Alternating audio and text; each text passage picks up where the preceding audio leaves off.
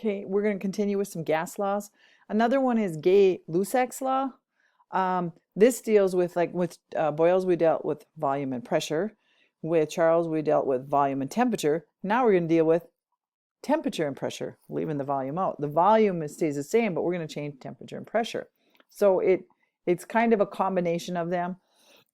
Excuse me. An example, if you have 2 volumes of hydrogen gas and 1 volume of oxygen gas, you'll make 2 volumes of water vapor because they're going to combine. You know how we have to, water is H2O, so we're going to need 2 hydrogen for every 1 oxygen. So it's Gay-Lussac's, and a lot of the other ones are stoichiometry based. In other words, they're conversions. Okay, so here's Gay-Lussac's. Determine the pressure change when a constant volume of gas is 1 atmosphere and it's heated from 20 to 30. So we'll increase the temperature by 10. Okay, well, when we're doing Gay-Lussac's now, it's similar to Charles, except now we're dealing with pressure. So pressure 1 over temperature 1 equals pressure 2 over temperature 2. We have the first pressure, and now we're going to go, remember this would be what, 293, and this would be 303 because we have to change them to Kelvin. So if we're looking for the new pressure, we're just going to take this over here. So it'd be P1 times T2 divided by T1, and that would give us an answer. So 1 atmosphere times the second temperature divided by the first temperature, and there you have your new pressure would be 1.03. Okay, you're changing the temperature 10 degrees, so you're going to have to change the pressure a little bit. Okay, and again, Gay-Lussac's is like Charles, it's a direct. If you increase the pressure, you increase the temperature, and vice versa. Increase the temperature, you increase the pressure. So it's a directly proportional, not like Boyle's law where it was inversely. Okay, there's something called Avogadro's law. And Avogadro's law is, again, it's a way of measuring things, but a gas at constant temperature and pressure is going to be proportional to the number of moles of that gas. The thing about it is when you're looking at the volume of a gas, if you have 1 mole of that gas, it doesn't matter what the gas is, its volume is 22.4 liters, always. Okay, if you look here, we have helium gas, 1 atmosphere, 22.4. We got the temperature, which would be 273 Kelvin if we switched it. The mass, again, helium, if you look on the periodic table, its mass is 4. 2 nitrogen, nitrogen's 14, so 2 of them would be 28. And, you know, this is just their molar mass. And their number of gas molecules is Avogadro's number. So gases are very similar, okay? At STP, which stands for standard temperature and pressure, okay? Pressure would be 1, temperature would be 0, and their volume would be 22.4 liters, okay? So if you're going to use that, we want to mathematically do it again. We can do the volume over the number of moles equals the new volume over the number of new moles. Or I'll show you some problems. Okay, what is the volume of 50 grams of nitrogen gas at STP? Okay, well, 50 grams is what I have. If I've got grams, I got to change it to moles. This we've done a bazillion times, you guys. Well, maybe not a bazillion, but you know what I mean. 1 mole of nitrogen gas, 28 is, you know, nitrogen is 14 and there's 2 of them, so N2 would have a mass. This is just its formula mass. Okay, the same thing you got from the app on your phone. 50, 1 mole, see now I got rid of grams and I have moles, and then 1 mole of any gas, doesn't matter what it is, if it's at standard temperature and pressure, it's 22.4, that's its volume. So you take 50 times 22.4 divided by 28, and you get 40 liters, which makes sense, because if it's 28 at 1, well, this is more than 1 mole, so it's 40 liters instead of 22.4, okay? There's also something called the ideal gas equation. It deals with pressure, volume, temperature, and the number of moles. So all 4 of the factors. You can figure out one of these if you have the other 3 by using this formula, okay? When you combine them, they have this formula. This is, you can go through all this process, but really this is what we're looking for. The pressure times the volume equals N. N is the number of moles. R is a gas constant. If you take a gas at standard temperature and pressure, you can figure out R. I can tell you it's 0.0821, and it always is. So you just use that number as a constant. And so we have the number of moles, we have the temperature, the pressure, the volume. Using this formula, You can figure out, if you know 3 things about a gas, you can always figure out the 4th thing using this formula. Okay? Okay, so the ideal gas constant, makes an equation. And again, it's not just a proportion, it's an equality. But here's your gas constant, 0.0821, we just say, okay? And if you're using different units, you use different, because of the atmospheric change. But this is the one we'll use, 0.0821. That's our R, okay?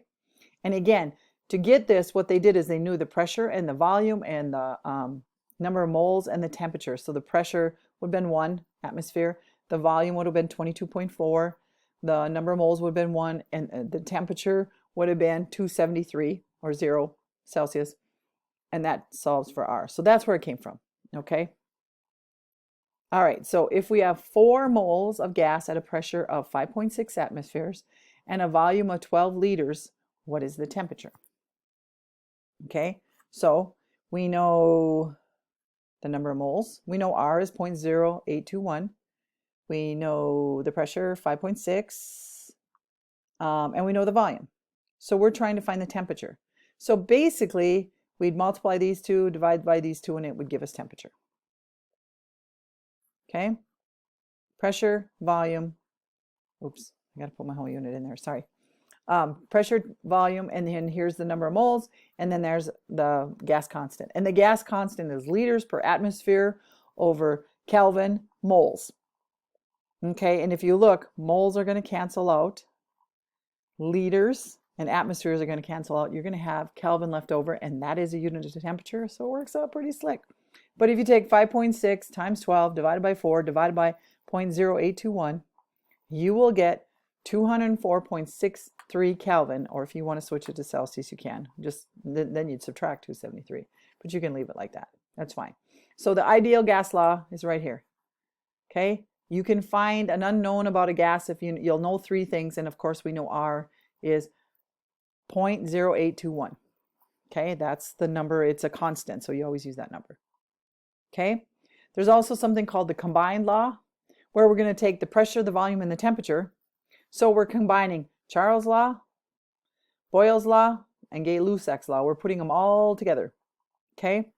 And this is what you get. Pressure 1, volume 1, temperature 1 equals pressure 2, volume 2, temperature 2. So if you change one thing, you can figure it out because you're going to know the others. Okay, and again, it's just a matter of manipulating the formula to find the answer that you need. Okay, so here we have a gas balloon. We have its volume at 106 liters. We have its temperature at 45, so we're going to switch that to Kelvin. And its pressure is 740 millimeters of mercury.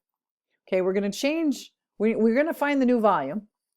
We're going to change the temperature to 20 again. We're going to change that to Kelvin. And we're going to change the pressure. So we're going to change 2 variables. So this one we can't say inversely proportional or directly because we have 2 variables. Okay, you can't do that.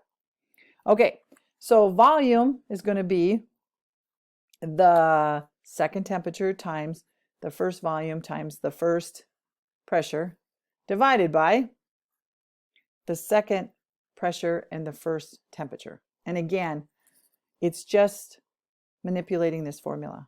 Okay, if we're trying to find, well, what are we trying to find here? The volume. Okay, so we're trying to find this. So I'm just going to put this over here and this up here. Okay, again, just using simple algebra. Okay, so again, this times this times this divided by this, and our new volume will be 92.7 liters. So it was at 106. But we're going to increase, or we're going to decrease the temperature, increase the pressure a little bit, decrease the temperature by quite a bit, and our volume's going to go down. Okay, that's the combined law, and again, that's combining Charles, Boyle's, and Gay-Lussac's. So now we got pressure, temperature, and volume. We have 3 things, okay? When we talk about density of gases, again, we can use our formula that we did with our ideal gas law. Moles, volume, whatever. That slide's not a big deal. But when you're trying to figure it out, when you want to find the density of a gas, it's very simple because, you know, it's mass divided by volume. Well, if it's at standard temperature and pressure, all you have to do is take its molecular mass. If it's oxygen, oxygen is O2, 16 plus 16 is 32. So take 13, or 32, excuse me, divided by, we know at standard temperature and pressure, the volume is always 22.4, and that's of any gas. So we just multiply those, or divide those numbers. Okay? So anytime you want to find the density of a gas at standard temperature and pressure, take its molar mass, divide by 22.4. It's that simple. Okay? We have a sample of gas, and now we have a density. It gives us the density, and we have the temperature, and we have the pressure, and we need to find the density of a new one. So again, we're using a combination of this. Okay? So pressure 1, here's our formula. Pressure 1, density 1, temperature 1, pressure 2, density 2, temperature 2. Or if we're trying to find a new density, we're trying to find this guy, we're going to put him up there, put him down there, and these guys up there.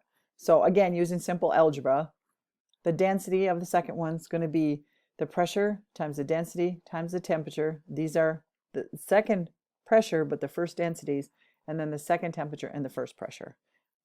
Plug in your numbers. Again, and here I already have it in Kelvin for you. So the second pressure we've got is 68.3. Now we're using kilopascals. The density, and this is the temperature.